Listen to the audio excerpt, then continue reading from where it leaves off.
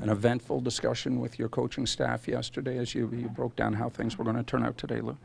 Yes, and it was, without question, a competitive camp. And I think it's great when you have decisions. It's better to have decisions than no decisions. So, we'll go forward and certainly continue to evaluate.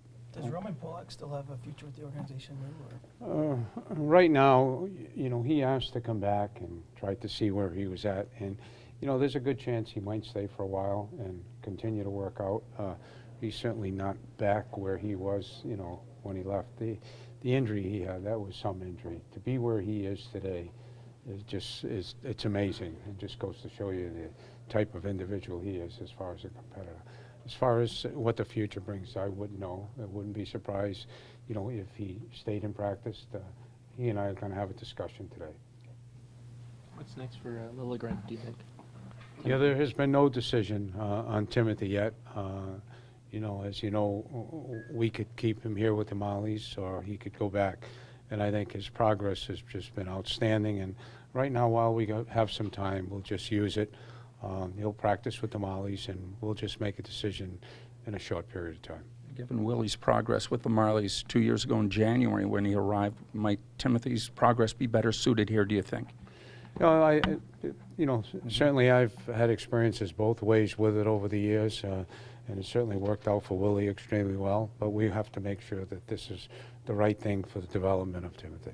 Where's the ceiling for Austin, if there is one? Pardon me? The ceiling for Austin, is there one? Well, he continues each day to get better and better. I mean, you see the same thing I see, and the great thing about Austin and all our young players, they want to be the best they can be, and they continue to work at it. So that's great to see. When it comes to players like Kasperi Kapanen who are itching to make the NHL, kind of what message do you leave them with on a day like today, where if they go down and start in the minors? You're just honest with them. I mean, both Sash and Caps, I mean, they played extremely well. They played well when they were here last year. And, unfortunately, there comes a business decision involved because they have the ability to go down because they don't need waivers. And when you have the depth that we have right now, you have to make those decisions. But they're knocking on the door. They'll be back in the NHL. And the most important message is that they can't go down. Yes, be disappointed, but don't let up on the gas. You have to continue to force us to get you back. What stood out to you about the way Austin, William, Zach, that line played in the preseason? Well, they played the way they played, last year. They feed off each other. They feed off each other's assets, and that's all you can ask. Are you planning on starting with 14 forwards? Pardon me? Are you starting with 14 forwards? Yes, we will. Okay. So with 70 then? Pardon me? So you'll start with 70? Unless we, make a decision, overnight. But the two forwards or three forwards that really are fighting for positions need waivers, so we'll probably be with 14 forwards. When you signed Borgman and Rosen, did you expect them to be challenging as strongly as they did for an NHL spot right away? Or? Well, we knew of their abilities, and certainly as the year went on, in Borgman's case, he became, Rookie of the Year by the end of the year. And, in Rosen's case, he played in an elite league, and people had an eye on him. And, Jimmy Palafino had been following him for a long period of time. But there was an unknown, and we certainly, obviously, have not been disappointed. What impressed you about Miro Aaltonen in this camp, his first NHL camp? Well, he had an outstanding camp. I mean, and I'm sure Mike mentioned it was a very difficult decision that, we all had to make. And once again, he had the ability, like Casper and Sash, to go down because of waivers. And, when time's on your side, you use it. And, you never have to worry about bringing a player up a little late rather than too soon.